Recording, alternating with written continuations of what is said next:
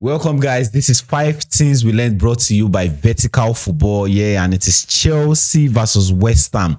Yeah, West Ham won, Chelsea 5 in the London Stadium. Yeah, it's a London derby, and we came out victorious again. Yeah, 5-1, 5-1. I think I saw that coming. If you watched my preview show where I was speaking about it, I analyzed the West Ham match against Sunderland, and I saw some weaknesses which we exploited in this particular match. And I said it already that there was going to be a lot of goals in this match. I saw 4-1. And eventually we just topped it up with another one and made it 5-1. So let's go right into it. I think I have 642,000 things to speak about. So it's just going to be a discussion. And about West Ham itself, I think they are sloppy. Yeah, they are sloppy as a team. No, in the first 20 minutes of the game, he showed up like it was going to be like a very tough test for us. Like it was going to be a match where we will struggle, but after we got the second goal, the whole thing just changed. And I think why it looked like that, according to the way I saw it, was Chelsea conceding that early was unexpected from West Ham, because in the first minutes, the 7th, 10th minutes before they got the goal, we were dominant. We were just passing the ball around. We have not really created anything spectacular like that, but we were still in charge, passing the ball around. But you could feel the intensity of the match. Like these people were pressing really hard, so it was more like that something was going to come out. But I didn't really see that. Thought West Ham was going to get the goal, but that shot from Sanchez was not even ready. Like you just have to know, like he was not ready. He was not. Nobody had. If these players were expecting a shot, I think Caicedo would have gone for the block earlier. So it was that was like a magnificent one from him at that point in time. And I think after that period, when they got the goal, we started playing to their tempo. Yeah, which I feel like was a very delicate thing for us. Though he worked out, but I felt like it was very dangerous because they are the one they scored now, and now they had more fire in them to press, to stay up high there, to go in low block, and we started playing to that tempo. We were very fast. We wanted to get things quick, but fortunately for us, it worked out.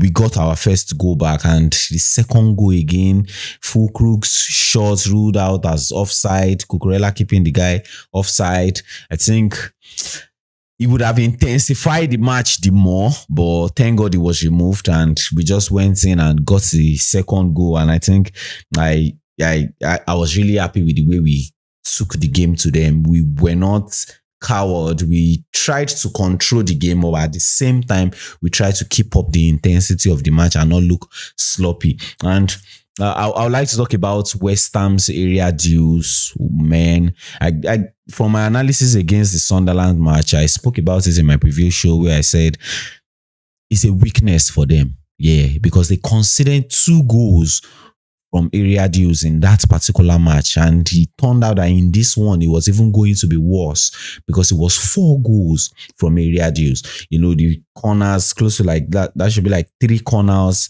and the one Joao Pedro did the assist to Pedro Neto, he still had to fly it, even if he didn't use it to take it into the goal, but it was still just up through there. So I think they need to do something about that part of their game. But it's good luck for Chelsea because you want to analyze your opponent's weakness and exploit those parts, exploit them. And that's why I said in the match, I think let's just even go back to the lineup. I saw Kopama in the lineup before, and all of a sudden he had an injury. I hope it's not something very big, because that's a guy that we obviously need in our team. I think Estevao is showing that he can do the job, or you just want that Kopama spark in your team. So we are hoping that it's not something big and it's just a precaution. But with Liam Delap and and Joao Pedro up front, man, that was superb. That was sweet. I think I really liked the way. I think Maresca used Liam Delap as a decoy. Yeah, so it's just using him as a macho guy, played like it was not a split forward, but it was more like this guy taking the position of an attacking midfielder. João Pedro taking the position of an attacking midfielder, but playing more as a false nine, which was very, very beautiful to see. He was just running into the spaces, coming deep, being the attacking midfield, standing in the attacking midfielder position. He could come very deep and take the ball, dribble one, dribble two, link up, play with this, dictate the ball to this other side. I think it was very beautiful having the two of them up front. Was I disappointed not for what's it called, for Liam Delap not scoring a goal? I think no, because the job, if we look at the role that he was expected to play in this particular match, I think he played the role superbly, which is act as a decoy, be that man who everybody's paying attention to, dragging the defense, because you find out like majority of the passes he got in the first half, he got it on the right hand side of the box 18. So he had to like drag one of the center backs and create space in that middle, drag them. So there was space for people like Joao Pedro and Enzo Fernandez to like run through. Enzo Fernandez should have got like 2 goals or 3, but he ballooned one into the air and eventually got one. So Liam Delap did a very good job in this particular match, opening the space for the other guys to like play into that space. And you saw it, him dropping the pass for going out wide, dropping the pass for Estevao driving in and making the assist for Enzo Fernandez, which I find very, very good. And as the game progressed, I think we started taking what we'll call control in the 27th minute. Yeah, that was when we were able to like proper build up from the back. They stopped pressing when they got to like 3-1, yeah, because from the 3-1 they had to like calm down. There is no points to rush anymore, and I felt like that was the mistake. That was the mistake for me. That was the mistake West Ham made. Like we have always said, Chelsea is better played when you're sitting back and packing the balls. It feels like even if they will beat you, they have to like get that one chance that they will take and be very clinical about it and take and make sure it maybe just gets 1-0 or 2-0.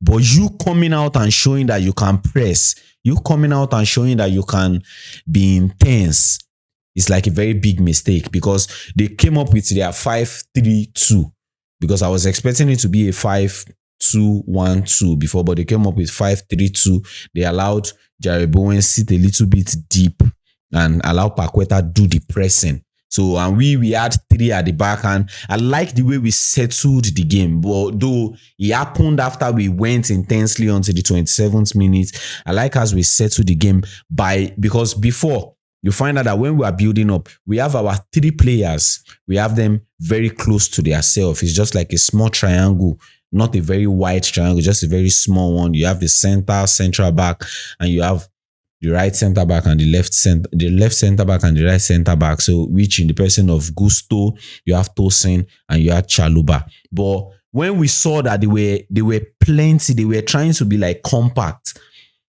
Maresca did some, I feel like it was a Maresca's formation, and I would like to like speak about it because I find it very beautiful. He widened those 3 guys. He made them spread across the back line. So we had Tosin standing in the center, and we had Malo Gusto going very wide up there, and we had Chaluba going very wide. So they had to like open the field so somebody like Caicedo and Enzo Fernandez could pick up the ball. So we had to like build up with like 5. When we got the balance, we built up like 5, and it became very easy to like progress the ball and go up forward. And I think that's very great. That's a tactical genius thing from Enzo Maresca, and the players, they executed it very well, because if we had stayed compact, because they are 5-3-2, it's going to be hard to play through the center. So we had to like open the field, made Tosin stay, made Gusto go, made Chaluba stay on the far outside. So they had to like pass the ball. So if you want to press on the 3 and you had 2 at the back, it's going to be like a problem for your central midfielders. Like, they don't know what to do. Should they come closer or should they stay deeper? And I think they chose to stay deeper. So we had to like play and build up very easy and distributed pass going forward, which I think is very good for the guys. And another thing I would like to say is when they were on the ball around the 3-1 or 3-2, I mean around the 3-1, 2-1 time, I think our press was poor. That's my viewpoint. I think the press we pressed West Ham was poor. But as the game progressed and I started seeing like this thing is becoming repeated because I saw it like 3-4 times and I was like, okay, I put it down like, I think the press is poor. But then when it started continuing and I started to see like 4, 5, 6 times and I found out, no, the press was not poor. It was an intention. Like we didn't want to press them. Yeah, because my own analysis of why we didn't want to press them was if we tried to press them, we are going to commit a whole lot of players up front, which will give them what they want to do, which was send the first ball to Fulkrug, and Fulkrug drops the second ball for Jared Bowen, which they did 4 to like 5 times in the first half. They didn't really get it because people like Cucurella picked up the ball quickly. The second ball, Jared Bowen or Paqueta was supposed to get. Cucurella and Caicedo and Enzo Fernandez were there to like pick up the second ball. So we chose to like stay a little bit. But I think Delap didn't really get the message. He tried to press, or probably, let me say, maybe that's what he was asked to do. Trigger them, don't allow them get the sense of control. So he was the only person who chased them and they build up pretty, not the best way to build up, but it was kind of like easy for them to build up. So I think it was intentional and that's like tactical. That's I praise Maresca for that. Another person, now let me go to individuals. I think Chaluba was superb for us. It was superb for us. I think they split the Chaluba's job. I mean, they split the Kowi's job in these two personality, Tosin and Chaluba. So if it was Kowi in this match, Kowi would do more of the central defender. So his role is going to be breaking lines with passes and doing the sweeper job. So, but in this particular one, Tosin did the breaking line, didn't do it really much, didn't do it so much of time. I think around he did it probably like 3 to 4 times in this match, which was very, very sweet to see the way he just threw some kind of pass. I think he did one that should be in the 79th minute. Yeah, that he gave to was he no, not Estevao. He just broke it and it was Pedro Neto, but he missed it somehow. But that was very, very sweet to see. And so what was I saying? I think I lost track of what I was saying. So they split the job. So the job was Tosin was to do the line breaking pass and Chaluba was to do the sweeper job. So you see more of the time Chaluba running into people like Paqueta when he's trying to like balance and get to the ball. So before he turns, he has badged him. And I think it becomes very easy for Chaluba to do that because he has speed to recover. And it's a coach thing. I don't think Chaluba did it out of his own self because when we saw Fofana came into the match, Fofana also did the same thing. He did the sweeper job when they are trying to like build up and they have gotten to the mid phase of the field. You see him run into that space and try to like clear the ball off and they had to like send it back to their own defense. And it was superb job. Got a goal, was solid defensive wise, was solid in his ball carrying. And I mean Chaluba, very good and nice performance from Chaluba. And when what's it called? Estevao, man. It was sweet to see him play, though he had some things I feel like he should work on. You can't be doing those flicks. You cannot be doing those flicks in the middle of the park where they get the ball and use it to counter you. I think he did it and Paqueta took the ball. That was what led to the first goal. He did it again and he almost like cost us, though. Fulkrug chase and he didn't create anything out of it. But I don't think he wants to be doing that in the middle of the field. But overall performance from him, I think that was good performance. Played kind of like I think Maresca was just pure tactical in this match. He played him on the right hand side, but he played more as an inside forward. So he allowed Gusto enjoy that right wing and just go. So you see us most of the time we built up instead of with Gusto, we built up with Cucurella. So you had more freedom for Gusto, and sometimes he can even invert and allow what's it called? Allow Estavio stay on the far outside. But for Estavio, he roamed about, took the ball, drived into the middle, drive into the attacking midfield position, and dribbled some successful dribbled, some good passes. Very nice game for him. And to crown it all, he took the ball, went on and had a very nice assist. I think that was superb from the boy. And another person I would like to speak about is Joao Pedro. Nice match from Joao Pedro. Allowing he enjoyed himself in my own viewpoint. He enjoyed himself by allowing Delap to do the decoy. So he had spaces to run into, put his head into the ball, link up play, dribble one, take two on. Man, nice match from the guy. And he got 1 goal and 2 assists. And this is what we are expecting from our striker. This is just, I don't want to be grandiose. I don't want to be in the place where I'm all high in the praises and everything. I know he's going to have difficult matches, but when he has good matches, I think we should just speak about it. So that's what I'm doing now, not to get lost in the old praise thing. So for Joao Pedro, I think him playing that position is something I want to see when we are playing against a low block team. And I feel like we are beginning to crack that low block thing. We are going to, I know it's not a one match thing. It's going to be something we have to like put into practice times without number. But I think we are beginning to crack the nuts of the low block thing.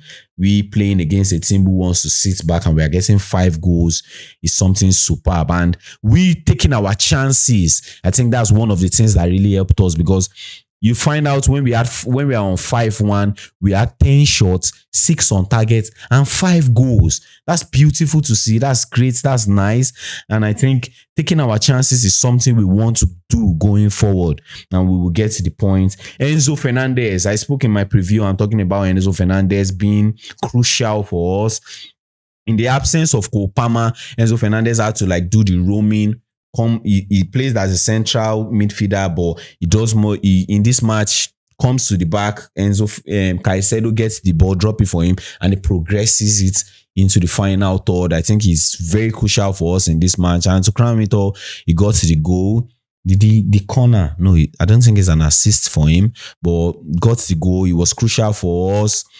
Added to the defensive structure, added to the attacking structure. It was a nice match for me from from Enzo Fernandez. And in the 73rd minute, this is something I want to speak about. I know it's 5-1, but there are some things we need to start calling out as a team. That pass from Reece James to Estavio, nigga, you have to start burying those balls. Yeah, I think in the Premier League, you don't want to be taking too much of times before you do the right thing. We have scored 5, and this is not me asking you to go and score 20 or something. But when you get chances like that, you need to start taking them. So you start getting this feeling of, I'm a dangerous guy. I'm a dangerous guy. And I think I'm a dangerous guy, saying it to yourself in a football pitch means you are informed. You are charged. You know what you can do. So you don't want to be wasting those kind of chances. You do not want to be doing that.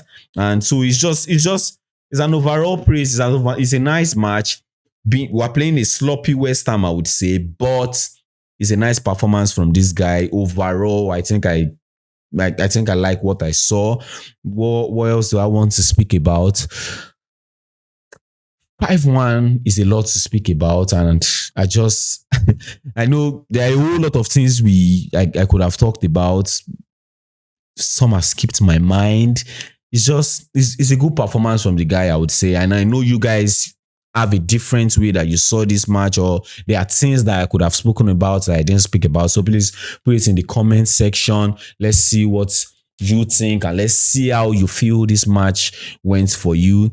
Like some of us who have said this is not the best test for us, but I think we had a nice match. The intensity was good. The tactical setup was great. Enzo Maresca, I think he put a whole lot of thought into this match, and not even starting people like Rhys James starting Joao Pedro and Delap in the same match. I think that was tactical genius from him and turned out to be a very nice one. West Ham 1, Chelsea 5. Thank you very much for sticking with us. This is brought to you by Vertical Football. Please like, share, and subscribe to this channel if you have not done that. Till we see you some other time. Thank you.